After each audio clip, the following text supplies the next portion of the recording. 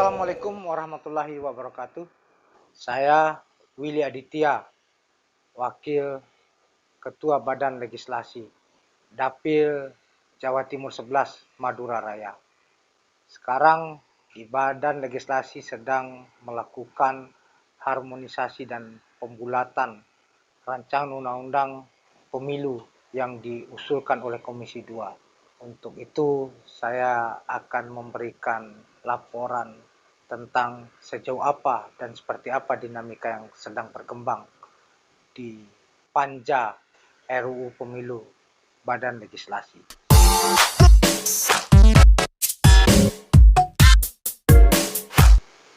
Perbedaan rancangan undang-undang pemilu kali ini yang paling mendasar adalah hak inisiatifnya dimulai oleh DPR.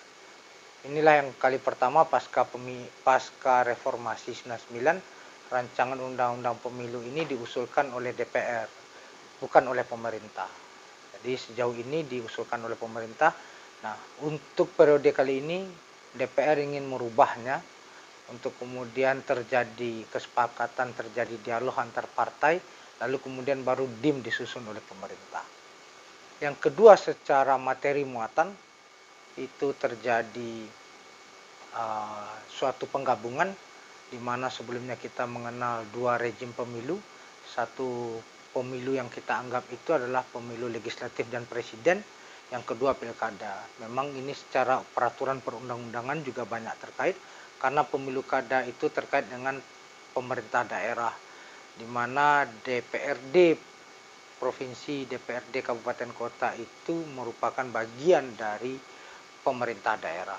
Jadi ada upaya untuk kemudian menyederhanakan peraturan ini, ada sebuah inisiatif yang maju. Tentu ini perlu kita apresiasi tanpa meninggalkan dan mengabaikan hal-hal yang bersifat kehati-hatian dan ketelitian.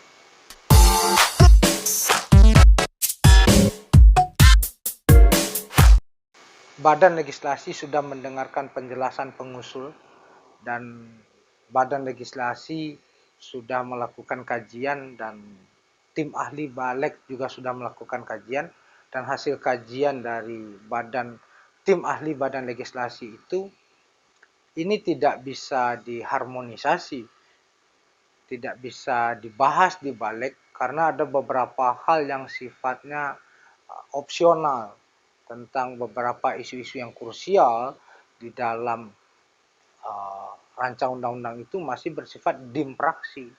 Nah, ini yang kemudian menjadi sebuah kerumitan dan kesulitan tersendiri, karena tugas Balek itu, kewenangan Balek itu tidak boleh merubah substansi. Dia hanya melakukan harmonisasi dan pembulatan. Nah, kemarin ada permintaan dari Komisi 2. Sebagian dari anggota Balek itu kan juga banyak dari anggota Komisi 2 meminta itu diputuskan di Balek. Nah, hasil keputusan Panja harmonisasi rancangan undang-undang pemilu ini, kebetulan saya yang memimpinnya, saya menjadi ketua Panja, itu kami akan memanggil pimpinan Komisi 2, kami akan menyurati pimpinan Komisi 2 untuk kemudian meminta mereka kalau toh itu akan dibahas di Balek, biar tidak terjadi dispute di kemudian hari, biar kewenangan kami itu jelas, dan memang itu permintaan dari Komisi 2, kami minta itu surat tertulis dari pimpinan Komisi 2 kepada Badan Legislasi untuk pembahasannya dilakukan di Balek. Jadi itu yang kemudian secara tata tertib yang perlu kita garis bawahi. Jangan kemudian Balek masuk kepada hal-hal yang bukan ranahnya, nanti kemudian akan mendapatkan komplain, bahkan bisa di MKD untuk hal-hal yang tidak menjadi kewenangan kami.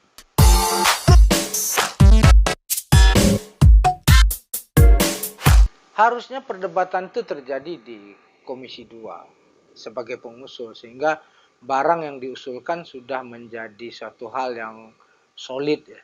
Sehingga fungsi Balek itu melakukan harmonisasi, pembulatan itu lebih enak melihat cross cutting dengan undang-undang lain.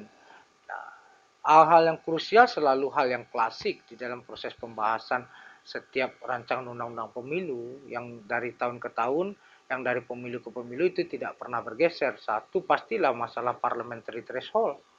Ini berkaitan dengan nasib hidup matinya partai-partai.